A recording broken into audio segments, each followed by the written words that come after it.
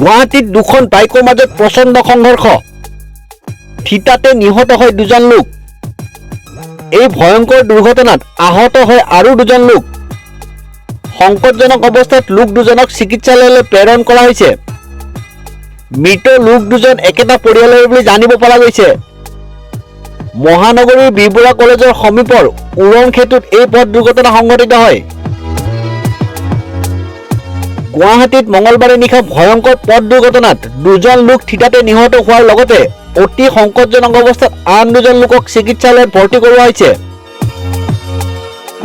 মহানগৰীৰ বি বৰুৱা কলেজৰ সমীপৰ উৰণখেতুত এই পথ দুৰ্ঘটনা সংঘটিত হৈছে। দুখন মটৰ চাইকেলৰ মাজত মুখামুখি সংঘৰ্ষৰ ফলত এই ভয়ংকৰ দুৰ্ঘটনা ঘটে। নিহত হোৱা লোক দুজন ৰাকেশ দাস আৰু পৰমেশ্বৰ দাস বুলি জানিব পৰা গৈছে। দুয়ো সম্পৰ্কত ভিনীয়েক খুলখালীয়েক।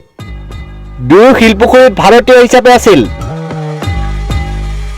এই ভয়ংকৰ দুৰ্ঘটনাৰ পিছতেই ঘটনাস্থলীত ভঙাগড় আৰক্ষী উপস্থিত হৈ পৰিস্থিতি নিয়ন্ত্ৰণ কৰাৰ লগতে অতি সংকটজনক অৱস্থাত আহত দুজনক চিকিৎসালয়লৈ নিয়ে আৰু GMCHত ভৰ্তি কৰে। AS07H5266 আৰু AS01BW2170 নম্বৰৰ বাইক দুখন দুৰ্ঘটনাত পতিত হৈছে।